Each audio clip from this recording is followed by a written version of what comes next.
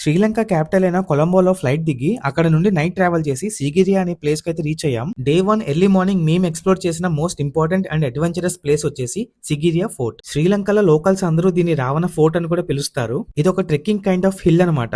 Early morning cool breeze లో trek చేస్తుంటే ఆ ఎక్స్పీరియన్స్ అయితే చాలా బాగుంది. అదిగో ఆ హిల్ ట్రెక్ చేసి టాప్ పాయింట్ రీచ్ అవ్వాలన్నమాట. ఐరన్ స్టెప్స్ అయితే ఉన్నాయి కానీ అవి మరీ అంత సెక్యూర్ అండ్ స్ట్రాంగ్ అయితే ఏమీ లేవు. ఈ హిల్ స్ట్రక్చర్ చూసారా, మై హోమ్ అవతార్ బిల్డింగ్స్ లాగా స్ట్రైట్ గా నించుని ఉంది. మరీ అంత రిస్క్ ఏం లేదు కానీ మంచి థ్రిల్లింగ్ ఫీలింగ్ అయితే డెఫినెట్ గా ఎక్స్పీరియన్స్ చేస్తాం. ఇంకా పైకి ఎక్కేసాక అక్కడ ప్లేస్ అయితే నిజంగా వర్త్ కమింగ్ అనిపించింది. ఇక్కడ ఈ పాండ్ రావణాసుడు యూజ్ చేసేవాడు అని అంటున్నారు, బట్ ఎంతవరకు నిజమో నాకు తెలియదు. మా ఫ్రెండ్స్ తో పాటు కొన్ని షార్ట్స్ అండ్ రీల్స్ తీసుకుంటూ అలా టాప్ వ్యూస్ అయితే ఎంజాయ్ చేసాం. కిందకి దిగే వే కూడా మంచి సీనిక్ గా ఉంది అండ్ కంప్లీట్ ఎడ్జ్ నుండి అయితే దిగాలి. ఇది టచ్ మీ నాట్ వాల్ అంట.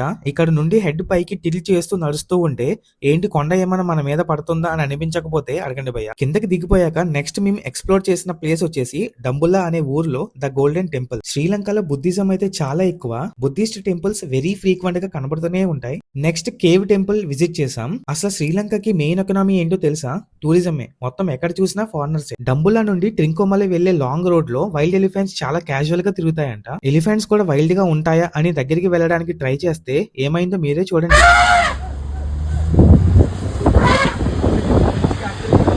ట్రింకోమలై సిటీ అయితే రీచ్ అయిపోయాం. ఇక్కడ 2 టెంపుల్స్ అయితే చాలా ఇంపార్టెంట్. అందులో సెకండ్ ఇంపార్టెంట్ వచ్చేసి భద్రకాళి టెంపుల్.